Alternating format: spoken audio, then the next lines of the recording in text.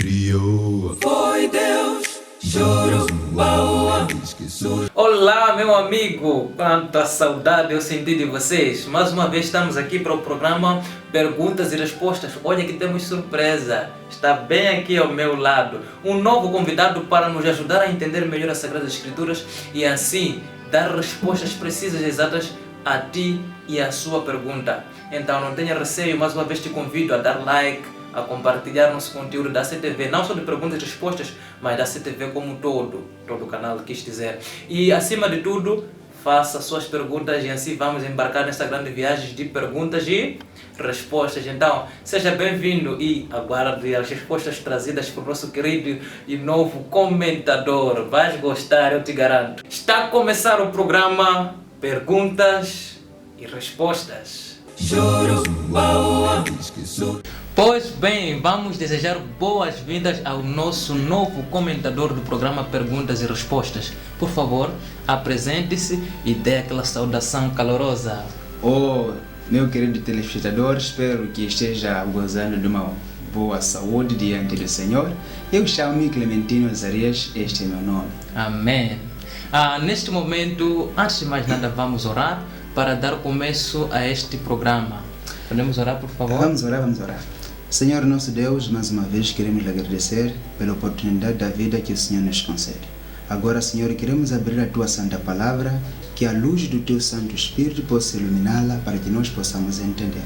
Todas essas coisas nós agradecemos, nós oramos em nome de Jesus. E amém. Amém.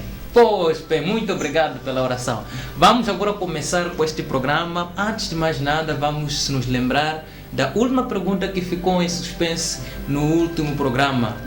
A pergunta dizia o seguinte: será que devemos crer em todos os milagres que nós temos visto hoje em dia nas televisões, na mídia, nas redes sociais? Devemos crer em todos os milagres? O que é isso? Por favor. Na verdade, essa é uma pergunta muito interessante no mundo religioso, pois nós temos assistido, mídia, televisões, acerca desses assuntos. Será que, na verdade, ou seja, o que a Bíblia diz acerca disso? Será que esses milagres que nós vemos hoje são de facto verdadeiros? Agora vamos ver a palavra de Deus. Vamos a isso. Vamos abrir. Gostaria que meu amigo me ajudasse a ler. Com todo prazer. Ezequiel, capítulo 34, versículo 2 e 3. Ezequiel 34. Versículo 2 e 3. Ezequiel 34, 2 e 3. Vamos a isso. 34, 2 e 3 diz o seguinte: Filho do homem, profetiza contra os pastores de Israel. Profetiza e dize aos pastores: assim diz o Senhor Jeová: ai dos pastores de Israel que se apacentam a si mesmos. Não apacentarão os pastores as ovelhas? Aqui está uma pergunta. Muito obrigado, meu amado. Nós encontramos aqui Deus repreendendo esses profetas que, além de apacentar as ovelhas do Senhor, eles apacentam para ele mesmo, a si mesmo. Eles tiram aquilo que é gordura, aquilo que é vestimenta, aquilo que é bem das pessoas em torno de si mesmo.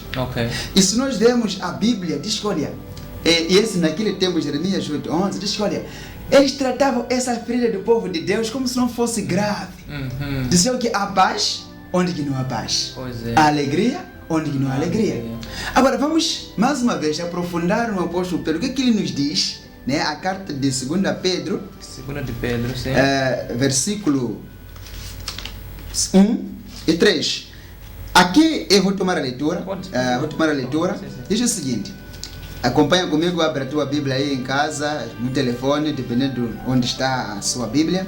Diz o versículo 1: também houve entre o povo falsos profetas, como entre vós haverá também falsos doutores, que introduzirão encobertamente heresias de perdição e negarão o Senhor que os resgatou, trazendo sobre si mesmos repentina destruição.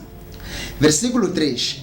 Por avareza farão de vocês negócio com palavras fingidas, sobre os quais já de largo tempo não será tarde a sentença e a sua perdição não dormida. Meu amigo telespectador, segundo a Bíblia, nos mostra que o que nós estamos a ver nos dias atuais é aquilo que nós chamamos de Evangelho Gospel.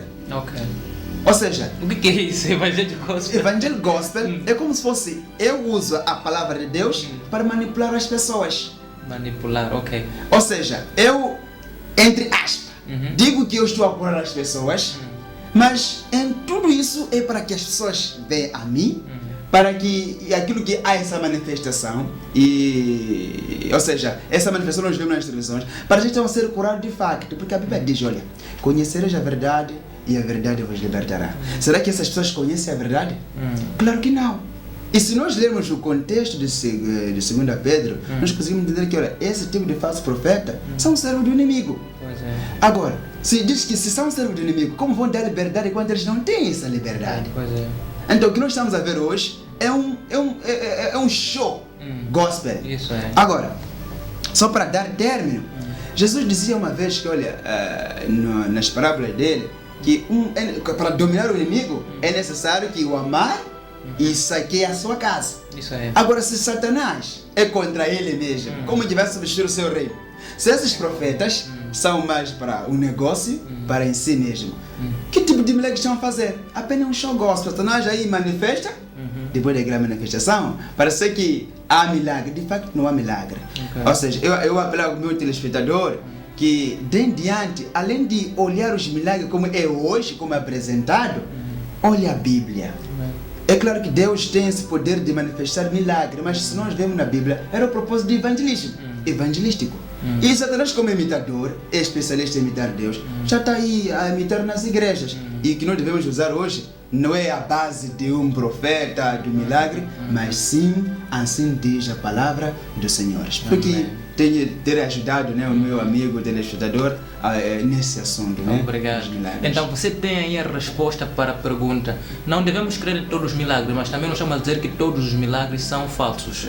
Aliás, o maior milagre que o ser humano pode viver ou pode ter é a vida. Amém. A vida é um grande milagre. Por isso eu não preciso de nenhum milagre. Não preciso, porque eu vejo que Cristo tem feito milagre para mim dia após dia. E tem outros versos que nós temos lido na Bíblia, onde que vemos que Cristo primeiro ensinou. Cristo doutrinou as pessoas.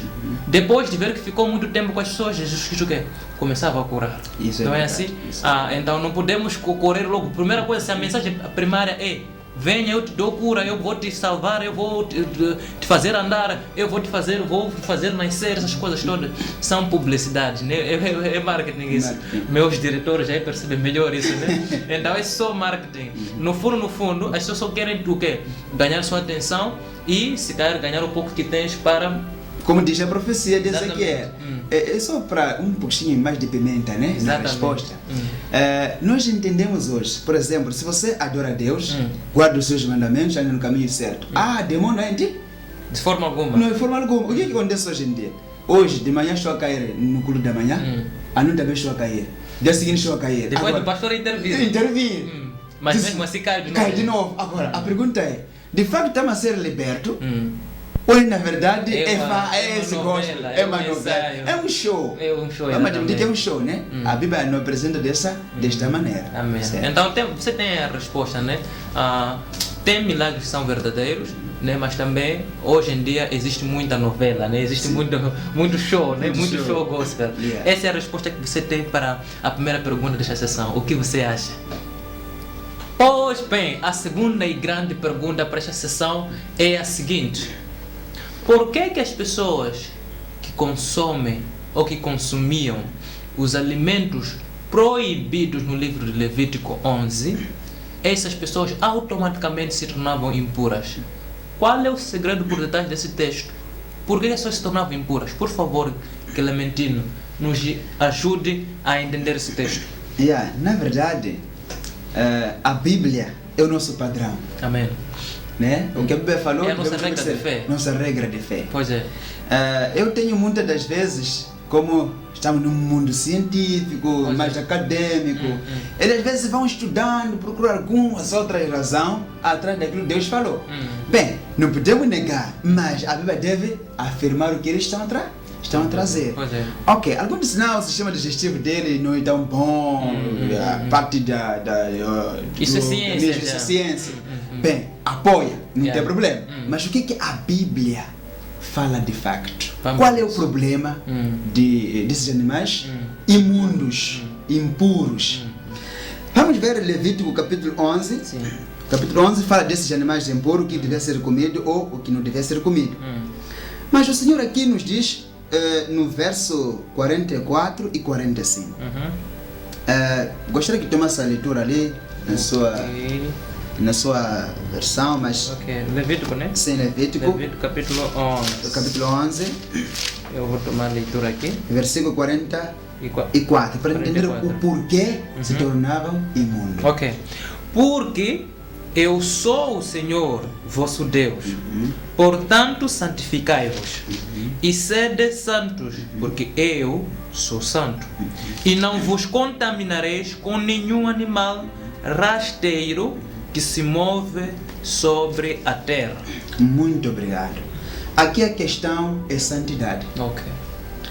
Ou seja, a questão aqui é a espiritual. Não é mais algo físico. Deus disse, olha, não come essas coisas, porque eu sou santo, porque vai vos contaminar. Por exemplo, a Bíblia diz que nós podemos tomar banho, usar todo tipo de material de limpeza ou higiênico, mas nunca vamos apagar os pecados. Exatamente. Nunca vamos nos tornar puros. Então a questão aqui não tem a ver com a parte física do animal ou para conosco, mas sim a parte espiritual. Então isso nos tornava impuro. Então, Deus já disse, olha, não pode tocar, não pode comer, senão vão se contaminar. Sede santo, assim como eu sou santo. Então esse texto é muito forte.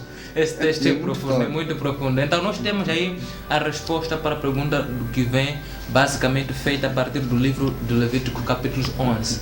Né? Não é questão só de comer, é questão de santidade. É uma questão espiritual. E com coisas espirituais não se brinca.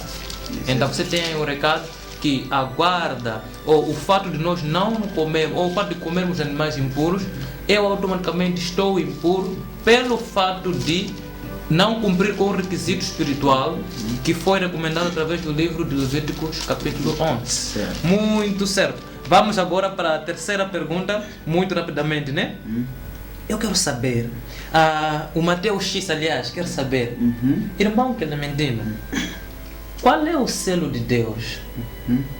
Porque se voltar para o Antigo Testamento, vamos perceber que a Bíblia fala que o sábado é o sinal entre mim e vós. Deus a dizer, Certo, né? certo, E certo. esse é o sinal do seu povo, o sábado. Certo. Mas agora, quando passamos para a era do Novo Testamento, percebe-se ali que, quer dizer, o irmão Mateus Xissa pensa que houve alguma mudança, né? O Espírito Santo já é que é o selo de Deus. De Deus. Agora você pode esclarecer isso, atendendo e considerando, né, que os mandamentos não foram revogados. Certo. Será que o sábado deixou de ser o selo de Deus? Como é que essa coisa funciona? Por favor, nos ajude.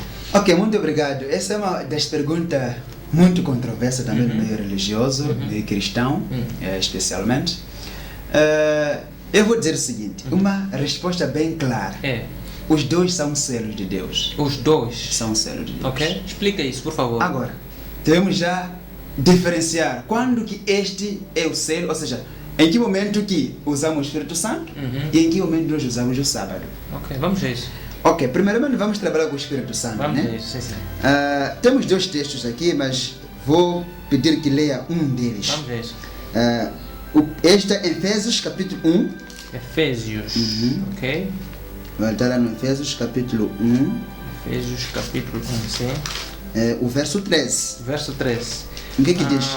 Efésios 1, versículos 13 diz o seguinte: em quem também vós estáis, depois que ouvistes a palavra da verdade, o evangelho da vossa salvação, e tendo nele também crido, fostes selados com o Espírito Santo da promessa. Muito obrigado. Se eu outro verso, que é o mesmo livro de Efésios, capítulo 4, vou tomar a leitura, e o verso 30. Sim. E não entristeçais o Espírito Santo de Deus, Amém. no qual estás selado para o dia da redenção. O selo aqui do Espírito Santo é como se fosse uma garantia da sua salvação. Uma vez que eu e você aceitamos o Evangelho, aceitamos o Jesus, o Espírito Santo sela essa mensagem no nosso coração. Pá! Para você continuar santificando-se, para que quando Jesus voltar te encontre vivo e salvo, tem que ter o Espírito Santo. Quando nós entristecemos, como diz o verso 30 do capítulo 4, o Espírito Santo diz que se afasta de nós. E automaticamente já não estamos selados. Não estamos selados. Temos um problema. Agora, quando é que entra o sábado como selo? Vamos a isso, grande viagem. Agora sim. Primeiramente, nós sabemos pela Bíblia que o sábado é o selo de Deus. Mas nada mais, nada menos, colocar mais um verso, né? Para clarificar mais a ideia do nosso irmão. Vamos ver o Êxodo 31, versículo 16 e 17. Lê lá, meu versículo 16 e 17 diz o seguinte: guardarão, pois, o sábado os filhos de Israel, celebrando o sábado nas suas gerações, por concerto perpétuo. O versículo 17 diz mais: entre mim e os filhos de Israel será um sinal para sempre, porque em 6 dias fez o Senhor os céus e a terra, e ao 7º dia descansou e restaurou-se. Muito obrigado. Nós encontramos aqui que Deus fala para Israel que, olha, amigos, eu sou vosso Deus. Pois é. Eu estou dar sábado. Esse sábado é esse sinal entre mim e vocês, por geração perpétua. E o versículo 17 diz para sempre. Às vezes nós separamos, olha, o selo é o Antigo Testamento, nunca foi isso. Só para ver, o Antigo Testamento, os israelitas, a missão dele não era para ficar em Israel só, era para evangelizar todo o mundo. Por isso, quando você lê no Antigo Testamento, encontra José no Egito a evangelizar. É a ideia de Deus, o plano de Deus, que todo mundo conhecesse o Evangelho no Antigo Testamento. Logo, não era o selo só para Israel, é para todas as pessoas no mundo. Agora, Ezequiel, por exemplo, versículo 20, versículo 12, versículo 20 também, diz que também Deus deu esse sinal entre o povo dele, para servir de sinal. Olha, agora, no Apocalipse, será que não temos isso? Porque muitas pessoas dizem, não, o sábado já foi. Vamos analisar um pouquinho o Apocalipse. Abra a tua Bíblia. Apocalipse é um livro menos estudado no nosso meio religioso. E é ela que contém verdades específicas para a volta de Jesus. Se você prega a volta de Jesus, tem que estudar Apocalipse. Porque fala de uma forma concreta e diz que é errado o que é certo. Leia lá, meu amigo, no verso 3. Verso 3 de que capítulo? Do capítulo 7 de Apocalipse. Capítulo 7, do versículo... Capítulo 7 de Apocalipse, versículo 3. Versículo 3 diz o seguinte: dizendo, não danifiqueis a terra, nem o mar, nem as árvores, até que tenhamos assinado nas suas testas os servos do nosso Deus. Muito obrigado. Olha, isso é profecia. Para desvendar tudo, é um tempão. É um tempão mesmo. Aqui Deus mostra que há pessoas em que tem que ser colocado onde? Marca de Deus, ou o selo de Deus na testa. Por quê? Porque é símbolo de proteção. Proteção para proteger o quê? Porque no Apocalipse temos marca da besta. E quando marca da besta é símbolo para os de Satanás, Deus tem que proteger os seus filhos. E tem que colocar onde? Na testa. E que tipo de selo de Deus vivo nós encontramos? É o sábado. Por quê? Como que eu posso chegar a essa conclusão que é o sábado? Simples fato porque está para selar servos de pessoas já foram seladas pelo Espírito Santo, para já merecer o segundo selo. E nós, hoje, somos protegidos pelo Senhor, que é esse selo do sábado, de muitas coisas, muitas malícias, muitas coisas. Se você, meu irmão, como diz o Apocalipse 12, 17, que diz que Satanás foi atacar aqueles guardas do mandamento de Deus, está lá o sábado. E tem pessoas que não guardam os mandamentos de Deus, por isso nós encontramos o Evangelho Gospel, línguas ali, dança, e tem muita coisa que, por causa dessa mensagem do selo de Deus de como sábado, que nós não temos, acabamos prosseguindo no erro. Mas essa mensagem é muito muito importante. Ok, sem, no entanto, querer ofender as outras religiões ou outras denominações religiosas. Muito obrigado. Então, o selo de Deus é basicamente o sábado e o Espírito Santo. Então, muitas das vezes, hoje em dia, somos tendidos ou somos conduzidos ou até mesmo coagidos a acreditar que o selo de Deus é apenas o Espírito Santo. Certo. Isso porque as pessoas não estão dispostas a aceitar a guarda do Santo Sábado. Muito bem. Ok, vamos agora para a quarta pergunta. Mas antes disso, vamos a um pequeno intervalo. Deixa-me falar um pouco aqui da CTV. A CTV é o teu canal, seu canal gospel. Seu canal gospel? Não é seu canal gospel, é o seu canal cristão, onde que tem passado sessões de estudo da Palavra de Deus de uma forma exaustiva. Você tem aí, às quartas-feiras, o programa Perguntas e Respostas. Você tem aí o programa Harmonia Vocal nas sextas-feiras, isso para poder te preparar para o Santo Sábado. E você tem logo pela manhã do sábado, você encontra lá o programa grande e poderoso da Escola Sabatina, a maior escola de todos os tempos, como o moderador diz. E temos ainda no momento da tia Tininha, a contadora de belas histórias, às 10 horas. E quando forem 11 horas pontualmente, você tem a Bíblia, fala que é o momento solene, o momento do culto, de adoração a Deus. Para não deixar sua tarde vazia, temos no programa da tarde o programa Culto Jovem, com o nosso colega Bilal. Então você tem um sábado todo recheado e preenchido para você não pensar em fazer outras coisas que não sejam adorar o seu Deus. Então fique conectado à CTV, dê o seu like tanto no Facebook como também no canal do YouTube. Então você não tem razões para reclamar. Agora nós vamos à quarta questão. A quarta questão é muito capciosa, como nosso colega Lázaro costumava dizer. Esta pergunta diz o seguinte: nós lemos na Bíblia o texto que diz que a lei e os profetas duraram até João. Qual é o sentido e o alcance deste texto? O nosso irmão Delfim Bernardo quer saber qual é o sentido e o alcance desse texto, em palavras claras, porque nós sabemos que a Bíblia sempre transmite uma verdade. Qual é a verdade que nós podemos encontrar nesse texto? Obrigado pela pergunta mais uma vez, a todos que fazem as suas perguntas. Por favor, colega Clementino, o que esse texto quer nos dizer? Na verdade, essa é uma das perguntas, vou emprestar o termo de irmão Lázaro, capciosas. Capciosas, ok? Vamos ler dois versos. Dois versos, vamos a isso. Se ler um, eu vou ler o outro. Vamos a isso. Leia ali o Lucas 16:16. Lucas 16:16. Vamos a isso. O livro do Lucas 16, versos 16, diz o seguinte: a lei e os profetas duraram até João. Desde então é anunciado o reino de Deus, e todo o homem emprega força para entrar nele. Aqui diz o seguinte: e desde os dias de João até agora se faz violência ao reino dos céus. Pela força se apodera-se dele. Porque todos os profetas e a lei profetizaram até João. Okay. Aqui temos duas palavras diferentes. A lei durou até João. Aqui eles profetizaram até João. Muitas das pessoas tentam anular a lei e os 10 mandamentos por causa desse texto. Chegou João, não precisa mais da lei. Está no tempo da graça. Mas, olha, a Bíblia não está a dizer isso. A expressão lei e profeta não está a referir 10 mandamentos. Está a referir os 5 livros de Moisés e os profetas a referir o restante da Bíblia, do Antigo Testamento. Calma aí, os 5 leis de Moisés é a famosa Torá? É a famosa Torá. Ok. Muito obrigado. Ok. Então, quando diz que duraram até João, e outra vez se profetizaram até João, está a dar a entender o seguinte: que como Cristo era aquele que iria começar a inaugurar o reino de Deus, então os livros de Moisés, os 5 livros de Gênesis até Deuteronômio, e os outros livros, o último foi João a profetizar acerca desse assunto. Ok.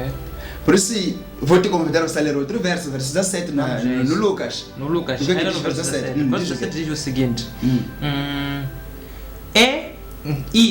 é mais fácil passar o céu e a terra do que cair um tio da lei. Muito obrigado. Jesus já justifica para nos deixar bem claro de que a lei e os profetas não são ser revogados. Desse não vai ser trazido nenhum tio. Isso mostra bem claro, como havia referenciado antes. Aqui não está a se falar de a mudança de 10 mandamentos, anular. fala daquilo que era sobre o reino de Deus, que os profetas profetizaram, Moisés profetizou, e o último a dar essa profecia Foi é João Batista. Desde agora em diante, cada um tem que se esforçar a Jesus para ganhar a salvação. Amém. Muito obrigado. Vamos agora à quinta pergunta. A quinta pergunta nos diz o seguinte: como nós podemos perceber aquele texto interessante da Bíblia que fala acerca, ou que diz o seguinte: Deus endureceu o coração de Faraó? Será que Deus tem prazer na perdição do homem? Porque só pode ser isso. Pode ser isso. Agora, como nós podemos entender Deus enfureceu o coração de Faraó? Por favor, esclareça-nos. Esse texto, não sei se é controverso só no meio cristão, mas até os pastores. E os ateus às vezes não gostam de Deus por causa desse texto. Ok, faz sentido. Não gostam de Deus por causa dessa maneira como foi exposto o texto. Diz que, olha, vamos analisar junto, você comigo. Se Deus endureceu o coração de Faraó e depois o castiga, quem é o culpado? É Deus. É Deus. Ele é o único culpado. Se ele me endurece para não me converter para o céu e eu vou cair no inferno, quem é o culpado? Sou eu? Não, de forma É Deus. Porque o coração foi endurecido de uma forma, não é minha vontade. Não é minha vontade, Faz sentido. mas é Deus. Então, vai contra a palavra de Deus. Mas ok, vamos examinar. Vamos ler 3 textos. Vamos a Você isso. vai ler um texto, eu vou ler outro, eu vou ler outro. Vamos para Êxodo capítulo 7. Êxodo capítulo 7. 7. Você vai ler o verso 3 e o verso 13. Êxodo capítulo 7. Né? Sim. Versos 3. 3, sim. Lê 3 primeiro. Eu, porém, endurecerei o coração de Faraó e multiplicarei na terra do Egito os meus sinais e as minhas maravilhas. Aqui diz que Deus Endurecerá. Lê já verso 13. 3 diz o seguinte: porém o coração de Faraó se endureceu e não os ouviu, como o Senhor tinha dito. Confuso. Primeiro é Deus que endurece. Agora já não é Deus. Está a dizer o coração É o próprio dele. O próprio coração dele se endureceu. endureceu. Vou ler outra Como o verso. Senhor tinha dito. Como o Senhor tinha dito. Ok. Muito obrigado. Vamos ver o versículo, já estou no capítulo 10, versículo 15, diz o seguinte: vendo, pois, Faraó que havia descanso, agravou seu coração e não os ouviu, como o Senhor tinha dito. Aqui mostra de novo que o coração dele agravou-se, como o Senhor tinha dito. Olha, será que é Deus que endureceu? Ou o coração de Faraó se endureceu? Ou ele endureceu o coração dele? A pergunta é que não quero ficar. Eu talvez, né, na minha humilde opinião, é que se calhar o coração de Faraó já fosse duro, né? Só Deus estava a prever o que iria acontecer. Talvez essa é a minha humilde opinião. Ok. Sim. Não sei o que... Quero fazer um pouquinho entender. Vamos viajar para o nosso tempo. Ok, vamos lá. Vou dar exemplo com o meu amigo aqui. Por exemplo, Mano Rafael, né? Ele, vamos por um tempo de frio, quer tomar sorvete. Ok. Eu digo para ele, amigo, sorvete faz mal. Depois eu canto também, não fica bem. Nada, epá. Sorvete é bom. Amigo, sorvete faz mal, aquilo. E ele, Mano Rafa, insistir, de tanto insistir que querer comprar sorvete, o que eu vou dizer na linguagem de hoje? Que vai comprar. Imaginemos se vê alguém no ano 2050 que não entende esse nosso vocabulário, que vai entender que eu ordenei você para comprar sorvete. Mas eu ordenei? De forma alguma. Agora, se eu usasse a linguagem hebraica, no tempo da cultura bíblica, poderia dizer o seguinte: eu vou fazer Rafael comprar sorvete. É a linguagem bíblica. Quando diz, o Senhor endureceu o coração de Faraó. É como dizer o seguinte: olha, eu vou fazer com que o coração de Faraó se endureça. Não que Deus necessariamente endureceu o sentimento do Faraó. Não teria sentido. Não teria sentido. Ao ver Deus, que o coração dele, do Faraó, porque era considerado como Deus. Faraó é o título de Deus. Ele era Deus. Um Deus de desafiar outro Deus, na linguagem bíblica, um Deus que ganhava outro povo, estava acima do outro Deus. Ele não podia admitir aquilo. Por isso, Deus viu, esse vai endurecer o coração. Por isso, eu vou fazer endurecer o coração, na linguagem hebraica. Assim como eu dei esse simples exemplo. Só para dar término, se nós vamos mais dentro da Bíblia, nós encontramos em 1 Timóteo 4, 3, 3 e 4, que olha, Deus quer que todo mundo chegue a salvar. A salvação. Se Deus endurece alguém, ele castiga, não vai no céu, não faz sentido. Então eu contradizer toda a Bíblia. É contra toda a Bíblia. E também contra o princípio do livre-arbítrio. Livre-arbítrio, muito Não obrigado. faria sentido. Então você tem a resposta, né, que Deus é de amor, de forma alguma ele endureceria propositadamente o coração de Faraó.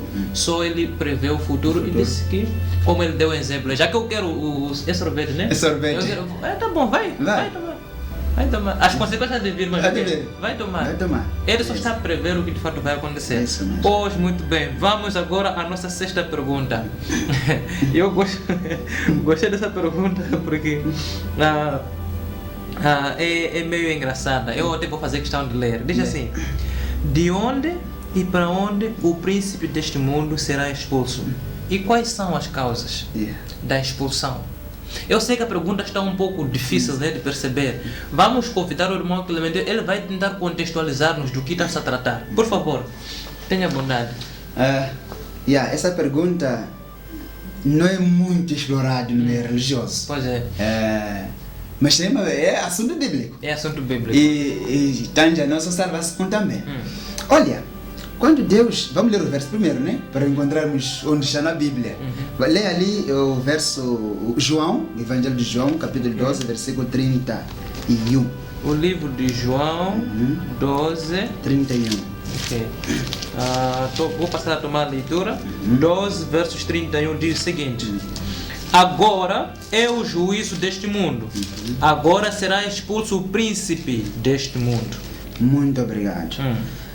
Olha, o príncipe deste mundo. Quem era o príncipe deste mundo? Vem a pergunta. Vou citar os versos.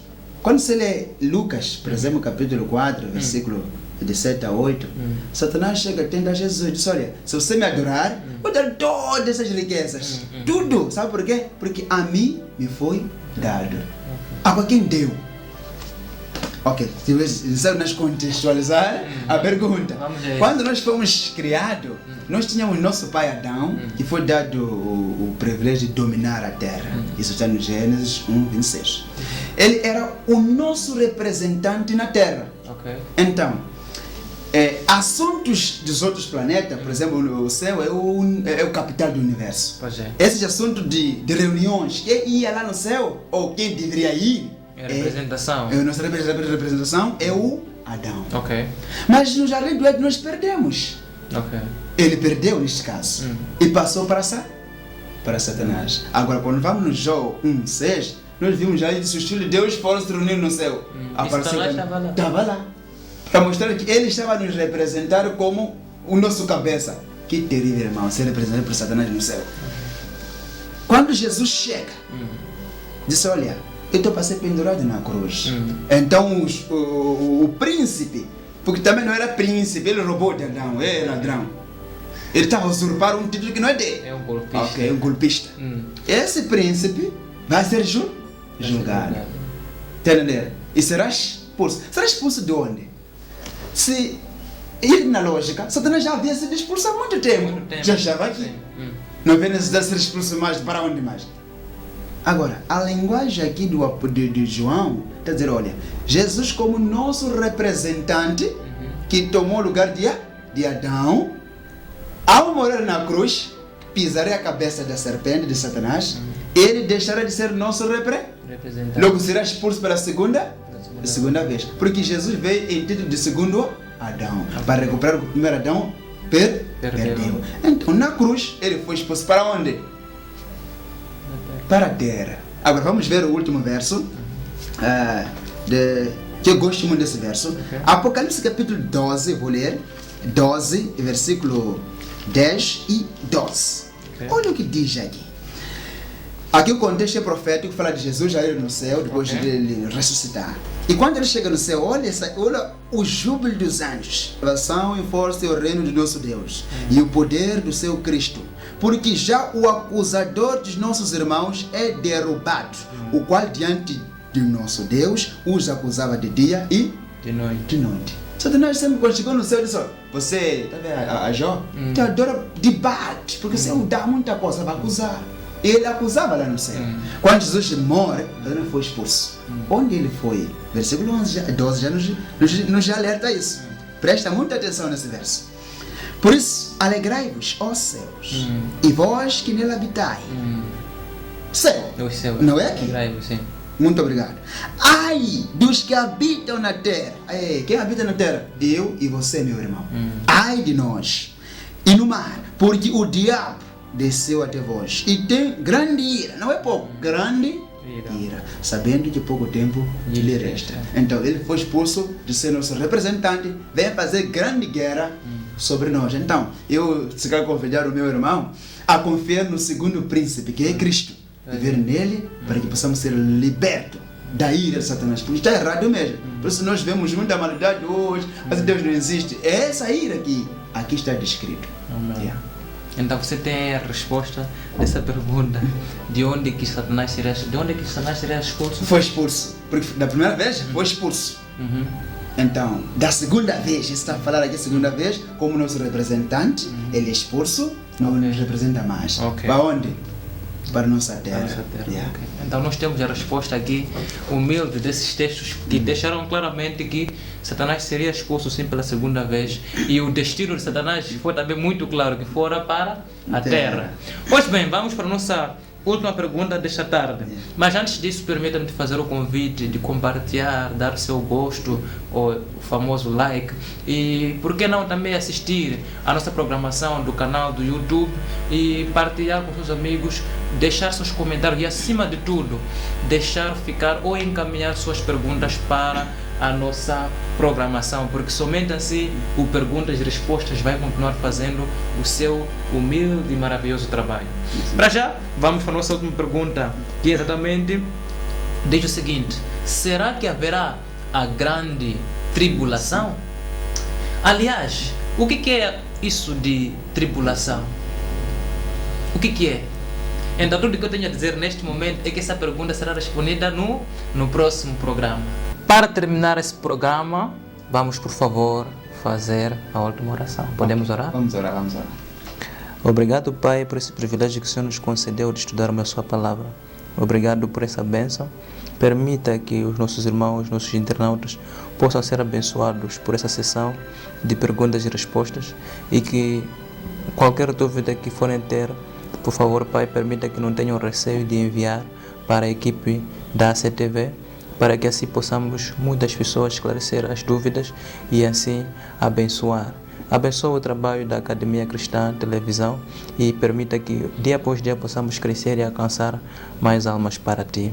Abençoe e nós oramos em nome de Jesus. Amém. Amém.